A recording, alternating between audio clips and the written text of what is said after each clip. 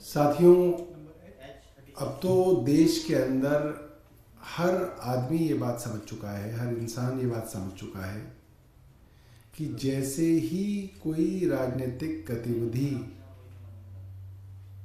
आम आदमी पार्टी के विषय में होती है, ईडी तुरंत एक सम्मन अरविंद केजरीवाल जी को भेजती है। अभी एक दिन पहले माननीय उच्चतम न्यायालय ने केंद्र सरकार को चंडीगढ़ मेयर चुनाव में देश के सामने आईना दिखाया। उनकी गड़बड़ी देश के सामने कैमरे पे पकड़ी गई और कल रात को अरविंद केजरीवाल जी को ईडी ने फिर से एक सम्मन दे दिया। अब जितनी समझ कानून की मुझे है, ये बात सबके सामने है कि ईडी अपने सम्मन को लेकर कोर्ट गई। भारतीय जनता पार्टी ने खूब हल्ला मचाया कि अब मामला कोर्ट में आ गया, अब कोर्ट कहेगा, अब कोर्ट ये करेगा, अब कोर्ट वो करेगा। कोर्ट में मामला गया, हमने उसका सम्मान किया। बजट सेशन चल रहा है। मैं विधानसभा से ये प्रेस कॉन्फ्रेंस इसीलिए कर रहा हूं क्योंकि बजट सेशन चल रहा है। कोर्ट के अंदर माननीय मुख्यमंत्री जी ने अपनी बात रखी कि मैं बजट सेशन के अंदर व्यस्त हूं और मुझे 16 तारीख तक का।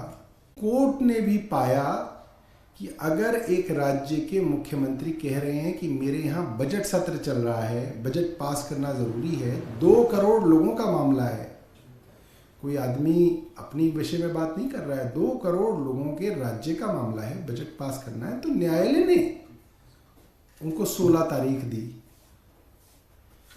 अब ईडी इतनी जल्दबाजी में आ गई कि अब ईडी जो है वो हर दूसरे दिन सम्मन दे रही है। भाई, अगर आपको अपनी ही चलानी थी तो फिर आप न्यायालय कहे क्यों? आपको न्यायालय पे ही भरोसा नहीं है। पहले तो ईडी खुद न्यायालय गई, हम नहीं गए, ईडी गई। हमने न्यायालय में अपनी बात रखी, न्यायालय ने हमें 16 मार्च तक का समय दे दिया। अब ईडी जो है जल्दबाजी दिखा रही है। इसका मतलब ये बात कानून से नहीं चल रही, ईडी कानून संगत नहीं चल रही। ईडी के पीछे कानून या पीएमएलए नहीं है, ईडी के पीछे राजनीतिक मंशा है और इस राजनीतिक मंशा के कारण अरविंद केजरीवाल जी को तलब किया जा रहा है। उनको डराए धमकाने की कोशिश की जा रही है कि पंजाब के और मेयर के मामले को अरविंद केजरीवाल अब ज्यादा ना उठाएं। अब ईडी फिर से अपनी खबर जो है अरविंद केजरीवाल जी के विषय में बनाए, जो बहुत दुर्भाग्यपूर्ण है। आज पता चला सत्यपाल मलिक जी, जिन्होंने बेखौफ होके कश्मीर के गवर्नर रहते हुए जो उनके साथ हुआ और जो उन्होंने देखा, उसके बारे में जो बातें सत्यपाल मलिक जी ने कही हैं, वो बड़े सवाल खड़े करती हैं।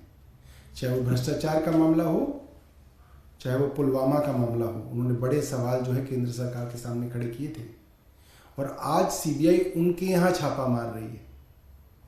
तो बहुत बहुत गंभीर और चिंता की बात है कि जो थोड़ी बहुत लोक लिहाज केंद्र सरकारों में रहा करता था कि नहीं, ये तो बहुत ज्यादा ही खुलेआम हो जाएगा, लोग तो मजाक उड़ाने लगेंगे, अब वो लोक लिहाज सब खत्म हो गया और केंद्र सरकार बेशर्मी से एजेंसीज का दुरुपयोग अपने राजनीतिक विरोधियों के खिलाफ कर रही है। बहुत बहुत धन्यवाद। आपके पास कोई प्रश्न हो तो आप पूछ सकते हैं। इसके इतर गठबंधन को लेकर काफी चर्चा चल रही है लगातार। आम पार्टी से भी ये जानने की कोशिश है कि दिल्ली में क्या हो। तो देखिए, गठबंधन के विषय में एक बड़ी दिलचस्प बात है, जो चर्चा है वो सारे सूत्रों के हिसाब से चलती है और कोई आदमी माइक कैमरे पे बोलने के लिए तैयार नहीं। तो हम भी ऐसा काम क्यों करें, माइक पे हम ये बात क्यों बोले? जब चर्चा ही सूत्रों के हिसाब से चल रही है तो थोड़ी देर और चला लो आप। सर, ईडी चाहे नोटिस देती रहे, ये तय है कि जब तक कोर्ट का आदेश कुछ नहीं आएगा, दिल्ली सीएम ईडी के सामने प्रस्तुत नहीं होंगे। वकीलों से सलाह लेंगे हम। इस बारे में। जो वकील सलाह देंगे कानून के हिसाब से, देखिए अरविंद केजरीवाल जी का एक ही मकसद है, जो हो कानून के हिसाब से हो, तो वो अपनी मंशा से नहीं करते हैं। कानून के जो वो हैं सलाहकार हैं, वो जो बताएंगे वैसा करेंगे।